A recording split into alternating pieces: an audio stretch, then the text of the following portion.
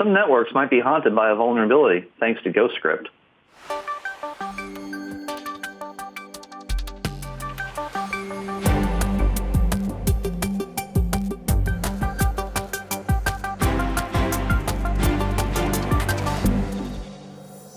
So Mike, you've got a story about Ghostscript.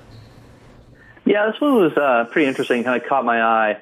So a couple of years back in 2016, there was a researcher as part of Google Project Zero that found some flaws in Ghostscript. That was a popular suite of tools that's used not only by itself, but is also embedded in a lot of other libraries and systems and applications that allow desktop software and web servers to be able to handle PostScript and PDF page description languages.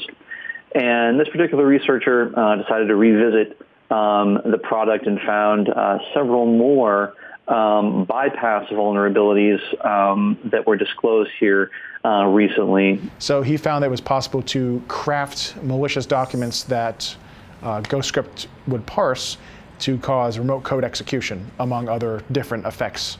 And what that means is if you have a website or another system that accepts these files that Ghostscript is intending to parse, you can run whatever code you want on a vulnerable system, which is a big deal. The vulnerabilities are with Ghostscript itself, but Ghostscript is then embedded into these other applications and is used kind of as a module or a library. And this is something that we've seen in other cases, right? Any kind of appliance, for example, that's based on a Linux base shell, if there's a operating system layer vulnerability that's announced, that vulnerability may very well impact that base operating system for that appliance, even though it's not running a full version of the kernel or a full distribution.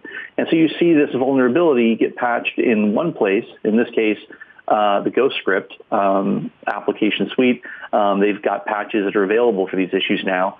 But for some of these other applications, such as ImageMagick or GIMP, those projects are going to need to take those patches, do remediation and regression testing, roll them into their updates, and then issue subsequent patches for those products. And it's really all the same issue. A lot of companies will do a very good job of categorizing and cataloging the software that they use, not necessarily the libraries that software relies upon.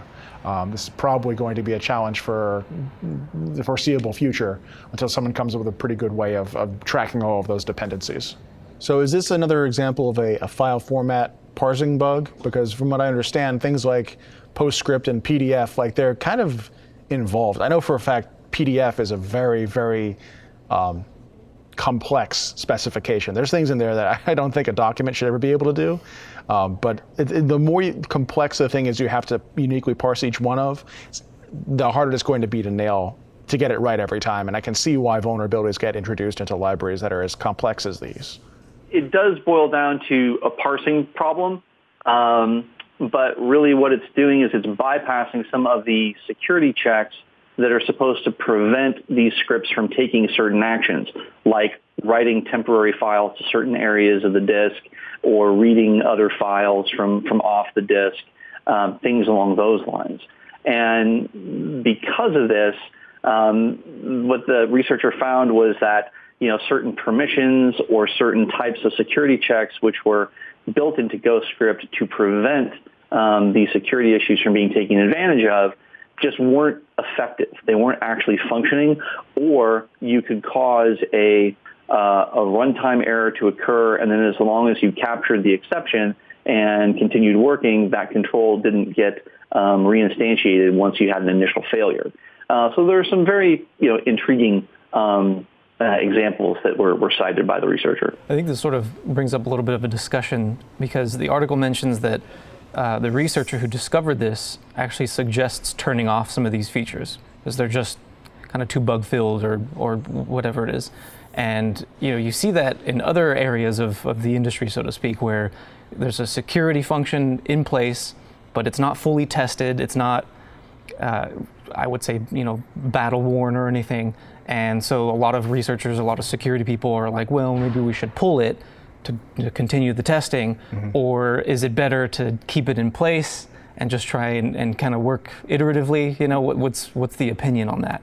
I think it really depends on the environment that you're deploying it to. If you have some sort of way to mitigate the problem that's brought in by disabling the function, like if you have a WAF that can handle certain aspects of what you're disabling on the vulnerable device, maybe it's going to be okay.